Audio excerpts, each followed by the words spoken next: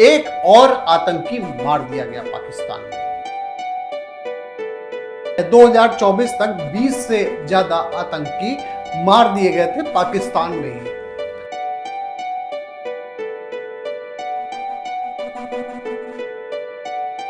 पाकिस्तान में अगर किसी को सबसे ज्यादा डर लग रहा है तो वो है अज्ञात।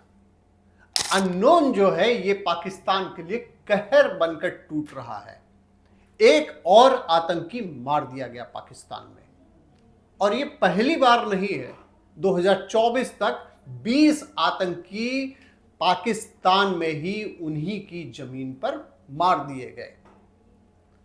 अभी जो लेटेस्ट में मारा गया है उसका नाम है काजी एजाज आबिद। इसको पेशावर में 19 गोलियां मारी गई पाकिस्तान में।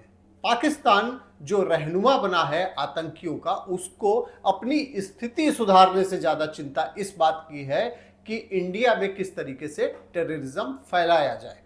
अभी आपको आगे ये भी बताएंगे कि फाइनेंसिंग कैसे होती है, कहां किन किन लोगों को फाइनेंसिंग की जाती है, इसके बारे में क्या रिपोर्ट है।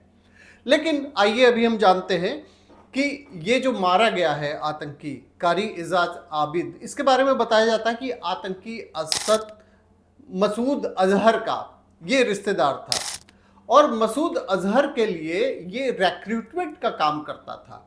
अब देखिए पाकिस्तान में किस किस तरीके से रोजगार भी हो रहे हैं कि वहां पे टेररिस्ट भर्ती किए जाते हैं, और जबरदस्त तरीके से एक पूरे सिस्टमैटिक तरीके से उसको रिक्रूटमेंट किया जाता। उसके लिए आउटसोर्स किसको किया गया, ये जो आतंकी मारा गया है मसूद अजहर के लिए जो आउटसोर्सिंग का काम करता था, रिक्रूटमेंट के आउटसोर्सिंग का काम करता था, ये काजी एजाज आबिद, ये वहां मार दिया गया। ये मसूद अजहर के लिए क्या करता था, आतंकियों की भर्ती करता था।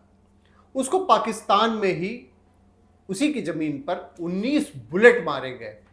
सोचिए कि पाकिस्तान में जहां आतंकी अपने को बहुत ही सेफ समझते हैं और इंडिया में टेररिज्म फैला के उसके बाद में पाकिस्तान चले जाते हैं, वहीं से उनको ट्रेनिंग मिलती है इंडिया में टेररिज्म फैलाने की और आतंकी घटनाओं को अंजाम देने की। कई सारे ऐसे घटनाएं हुई हैं जो इंडिया में इन लोगों के द्वारा की गई हैं। इसके पहले हाफिज सईद का भतीजा भी मारा गया था, और जो लिस्ट है आतंकियों की उसमें आप नाम सुनेंगे अब्दुल बाकी नूरजई और हाफिज सईद के करीबी अबू कताल को भी पाकिस्तान में अभी कुछ दिन पहले ही मार गिराया गया था। और इसमें जितने भी मारे जा रहे हैं वो इंडिया में मोस्ट वांटेड की सीरीज में आते हैं। इन लोगों का सफाया पाकिस्तान में ही हो रहा है, जहां ये अपने को सबसे ज्यादा सुरक्षित मान रहे थे। अब सवाल ये आता है कि आईएसआई के संरक्षण में छुपे बैठे इन आतंकियों को कौन मार रहा है, ये अज्ञात कौन है, ये सबसे बड़ा सवाल है। इन आतंकियों को जो मारने का काम कर रहा है, ये कई बार ऐसे डिबेट्स हो चुके हैं, कई बार पाकिस्तान ने आरोप लगा रखा है कि जो खुफिया एजेंसीज हैं इंडिया में वो इन घटनाओं को अंजाम दे रहे हैं, हालांकि वो अभी तक प्रूफ नहीं कर पाए। जो लिस्ट है 2024 तक 20 से ज्यादा आतंकी मार दिए गए थे पाकिस्तान में ही, और खतरनाक आतंकी संगठन से जुड़े लश्कर तैयबा, हिजबुल मुजाहिदीन, जैश ए मोहम्मद, इन सब से जुड़े हुए जो आतंकी हैं वो अभी तक मारे गए हैं। मीडिया की जो खबरें हैं उसमें अगर हम माने तो यूएई में संचालित होने वाले जो इंडियन इंटेलिजेंस का विंग है उसके स्लीपर सेल्स के द्वारा ये घटनाएं की जा रही, ये मीडिया में दिया गया है, रिपोर्ट उसकी आई है।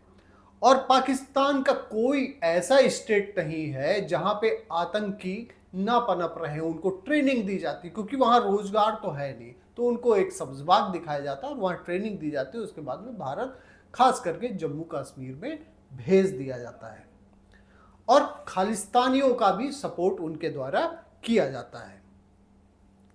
अब सवाल ये आता है कि इनके पास में how much Pakistan fund in Indian terrorism, अगर इसकी हम बात करें तो कितना फंड करता है पाकिस्तान। तो terrorism financing and support structure in Jammu and Kashmir, अगर इसको हम देखेंगे तो आप को एक रिपोर्ट देखनी पड़ेगी जो जम्मू कश्मीर में टेररिज्म को बढ़ावा देने के लिए एक आंकड़े के अनुसार जो रिपोर्ट आई है उसमें ये बताया जाता है कि 5 मिलियन यूएस डॉलर जो कि 24 करोड़ रुपए एनुअली ये खर्च किए जा रहे थे। 1999 तक की बात है, ये खर्च किए जा रहे थे जो रिपोर्ट है। और जो सबसे ज़्यादा पैसा दिया जा रहा था आल पार्टी हुर्रियत कॉन्फ्रेंस को, जो सबसे बड़ा लाभ मिलता रहा है। जो फंडिंग का डिटेल है इसके बारे में अगर बात करेंगे तो 1999 का जो आंकड़ा है उसमें आप देखेंगे कि जमायते इस्लामी को 1 करोड़ रुपए हर साल दिए जाते थे और जमायत हुर्रियत कॉन्फ्रेंस को 18 करोड़ रुपए दिए गए। ये भी 99 तक के आंकड़े हैं। जो पैसे का डिस्ट्रीब्यूशन आप सुनेंगे तो आपको ये पता चलेगा कि कितने स्ट्रक्चर्ड वे में ये टेररिस्ट काम करते हैं, इनके जो ऑर्गेनाइजेशन है किस तरीके से ये काम करते हैं।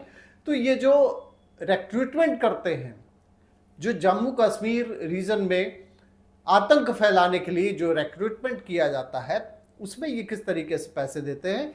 50,000 रुपये तो उसी समय दे दिए जाते हैं जब रिक्रूटमेंट होता है, यानी कि उनके अकॉर्डिंग जैसे ही जॉब में आया 50,000 रुपये, अगर वो विदेशी है तो उसको 50,000 रुपये, अगर लोकल है वही जम्मू कश्मीर का या पाकिस्तानी भी है तो उसको 25,000 रुपये दिए जाते हैं। और उसके बाद बात यहीं तक नहीं रुकती, मंथली पेमेंट भी, जैसे एक जॉब हो पूरी तरीके से 8 से 10,000 रुपये उनको मंथली पेमेंट भी दिया जाता है। लेकिन अगर कोई खास मकसद के लिए उनको लगाया गया तो 1 से 2 लाख रुपए भी दिए जाते हैं। ये सारी रिपोर्ट है।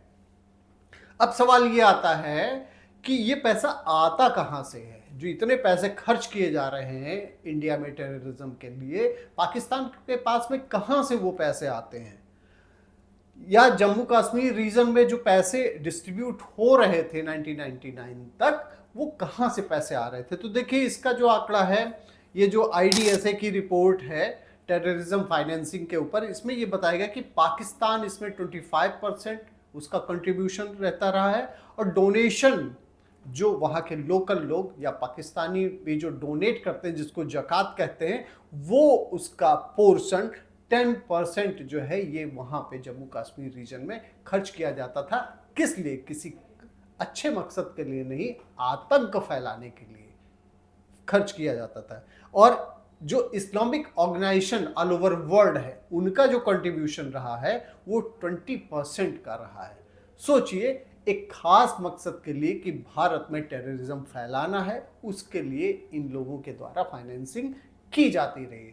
हालांकि अब सरकार ने क्या किया, काफ़ी सारी कार्रवाई करके जम्मू कश्मीर रीजन में जो एक तरीके से हवाला से पैसे, जितने भी इसमें इलीगल एक्टिविटी से जो पैसे आते थे, जो बाहर से पैसे आते थे, कई सारे NGOs के लिए पैसे आते थे, उसको ब्लॉक कर दिया गया। और यही सबसे बड़ी चिंता पाकिस्तानियों के लिए भी, पाकिस्तान में बैठे जो आतंकी लोगों को पनाह देने वाले हैं उनके लिए दिक्कत हुई। और खास करके जम्मू कश्मीर में वहाँ के लोगों की सो कॉल्ड लड़ाई लड़ने वाले लोगों की फाइनेंस पर रोक लग गई।